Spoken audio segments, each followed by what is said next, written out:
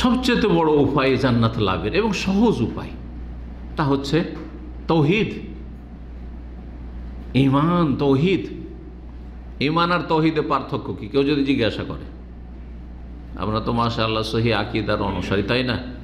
ধরেন জিজ্ঞাসা করে ফেললো যে ভাই ঈমান আর তৌহিদের পার্থক্য কি, কি বলবেন? যে হঠাৎ করে হতভম্ব হয়ে যান, কি বলবো রে ভাই, পড়েছি তো অনেক কিছুই, কিন্তু তো গুছিয়ে তো বুঝিনি বিষয়গুলি, তাই না? মুশকিল। এই জন্য শুনে রাখেন, ঈমান ব্যাপক অর্থ রাখে, ঈমান অত্যন্ত ব্যাপক অর্থ রাখে। আর ঈমানের একটা গুরুত্বপূর্ণ, বরং সবচেয়ে গুরুত্বপূর্ণ দিক হচ্ছে ঈমানের তাওহীদ, আল্লাহর একত্ব। কারণ ঈমানের মধ্যে একটি হচ্ছে ঈমান বিল্লাহ ওয়া মালাইকাতিহি ওয়া কুতুবিহি ওয়া রুসুলিহি ওয়াল ইয়াউমিল আখির ওয়াল কদরি খাইরিহি ওয়া শাররিহি। হ্যাঁ, তারপরে এইগুলির এক একটির ভিতরে অনেক ঈমানের দিক রয়েছে। আল্লাহর প্রতি ঈমানের মধ্যে অনেক দিক রয়েছে। ঈমানের, আল্লাহর প্রতি ঈমানের একটা দিক হচ্ছে আল্লাহর তাওহীদ, আল্লাহর একত্ব। আর এছাড়া আল্লাহ রাব্বুল আলামিনের বিভিন্ন আকীদার যে বিষয়গুলি রয়েছে সেগুলি। তো আকীদার যতগুলি বিষয় রয়েছে সবগুলি হচ্ছে ঈমানের অন্তর্ভুক্ত। তারপরে এছাড়াও বেশ কিছু ঈমানিয়াতের বিষয় রয়েছে, যেমন কিয়ামত, ওয়াল ইয়াউমিল আখির। তো 6টি ইসলামের বা ঈমানের রুকনের মধ্যে একটি হচ্ছে পরকাল। কিন্তু পরকালের আগে যে পরকালের কিয়ামতের যে লক্ষণগুলি রয়েছে, বড় লক্ষণ ছোট লক্ষণ, এগুলো বিশ্বাস করতে হবে না? দাজ্জালকে বিশ্বাস করেন না? ইয়াজুজ মাজুজ বিশ্বাস করেন না? ইমাম মেহেদী বিশ্বাস করেন না?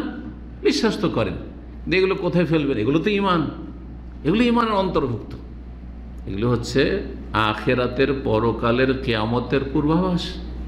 সুতরাং আল ইয়াউমুল আখিরের অন্তর্ভুক্ত এগুলো। তো ঈমান হচ্ছে ব্যাপক অর্থ, যাতে অনেক বিষয় রয়েছে। তার একটা সবচেয়ে বড় দিক হচ্ছে আল্লাহর তাওহীদ।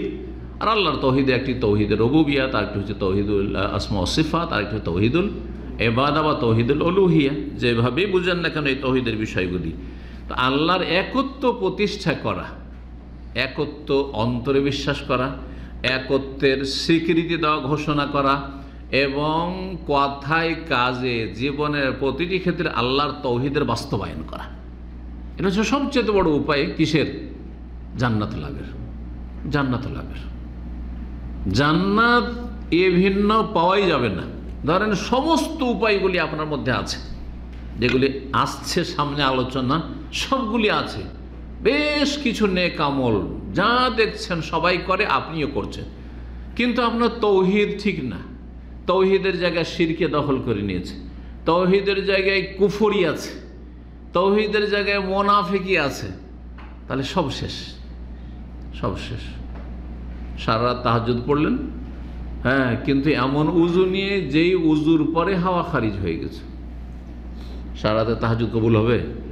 সব বরবাদ। ঠিক ওই রকমই অনেক আমল করছে, অনেক মুসলিমেরা রয়েছে যারা বড় বড় শিরকি আকীদায় ডুবে রয়েছে, অনেক নেক আমল করছে। আমাদের কোরআন সুন্নাহ অনুসারী যে সালাফি ভাইদের চাইতে অনেক বেশি তারা জিকির আজকার করে, অনেক বেশি নফল ইবাদতবন্দি করে।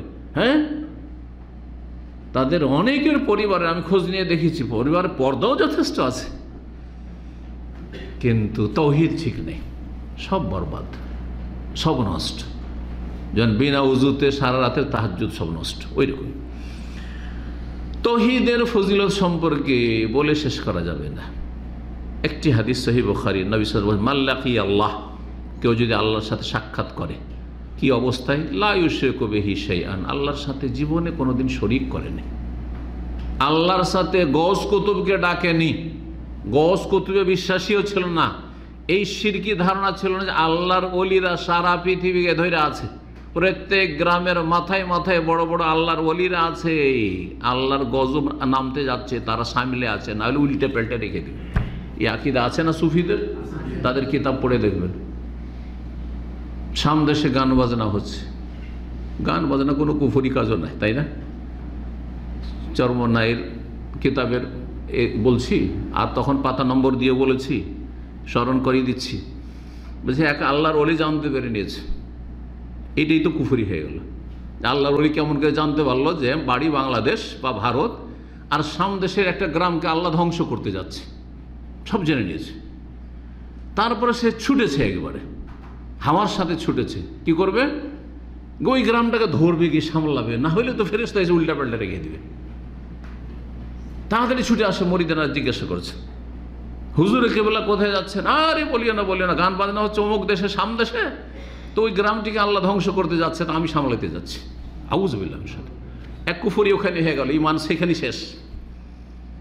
কথা বোঝা গেছে? আর তারপরে এই ক্ষমতা রাখে, এক তো জেনে নিল যে এরকমটা হতে যাচ্ছে, এটাই কুফরি, ঈমান শেষ সেখানে। তারপরে আবার এত দ্রুত বেগে সেখানে পৌঁছেও গেল, আর তারপরে এমন করে ধরে নিল যে আল্লাহর গজব, সেই গ্রাম ধ্বংস হইল না, ফেরেশতাও পারল না, হার মেনে গেল। আল্লাহর কুদরত সেখানে অপারগ হয়ে, নাউযুবিল্লাহ মিন যালিক, বড় কুফরি করলো। সুতরাং তাদের এ দাড়ি আর তাদের সালাত, সিয়াম, হজ, যাকাত কোনো কিছুই কাজে আসবে না। কত তারা হজ করছে, কত তারা উমরা করছে, কোনো কিছু কাজে আসবে না, সব বরবাদ হয়ে যাচ্ছে।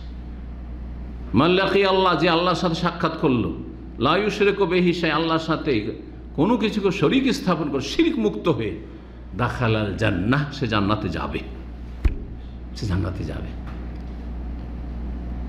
সহিহ মুসলিমের হাদিস, নবী সাল্লাল্লাহু আলাইহি ওয়াসাল্লাম বলছেন, ইতবান বিন মালিক রাদিয়াল্লাহু তাআলা থেকে বর্ণিত, ফাইনাল হারাম আলান নার, আল্লাহ জাহান্নামে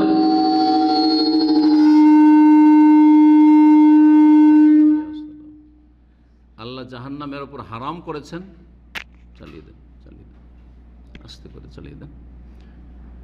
আল্লাহ জাহান্নামের উপর হারাম করেছেন মান কালা লা ইলাহা ইল্লাল্লাহ, ওই ব্যক্তিকে যে লা ইলাহা ইল্লাল্লাহ বলে, লা ইলাহা ইল্লাল্লাহ বলে, ইবতাগি বিযালিকা ওয়াজহ, আল্লাহ ছাড়া কোনো সত্য মাবুদ নেই, আল্লাহ ছাড়া কোনো সত্য মাবুদ নেই, উপাস্য নেই, এই কথা যদি বলে, উদ্দেশ্য থাকে আল্লাহ সন্তুষ্টি, তাহলে বোঝা গেল শুধু মন্ত্রের মতো পড়লে হবে না, দেখা দেখি পড়লে হবে না, শুনে শুনে পড়লে হবে না। উদ্দেশ্য হচ্ছে আমার এই কালেমা কেন পড়ছি, আমি আল্লাহকে এই কালেমা দিয়ে সন্তুষ্ট করতে চাই, রাজি করতে চাই, তাহলে জাহান্নাম হারাম হয়ে যাবে। কারণ লা ইলাহা ইল্লাল্লাহ হচ্ছে তৌহিদ, লা ইলাহা ইল্লাল্লাহ, আল্লাহ ছাড়া কোনো সত্য মাবুদ নেই।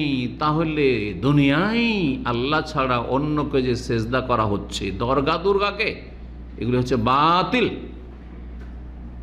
মাজারের পূজা বাতিল, প্রতিমা পূজা, পুতুল পূজা বাতিল, গাছের পূজা বাতিল, আগুনের পূজা বাতিল, আল্লাহ ছাড়া অন্য যত উপাস্য রয়েছে সব বাতিল। যেই ব্যক্তি লা ইলাহা ইল্লাল্লাহ বলবে, আল্লাহ ছাড়া লা ইলাহা এসব নেই, বাতিল, ইল্লাল্লাহ একমাত্র ইবাদত আল্লাহ রয়েছে, সেই ব্যক্তিকে জাহান্নামের উপর হারাম করা হয়েছে। তাওহীদের ফজিলত, এ হচ্ছে সহজ উপায় তাওহীদ।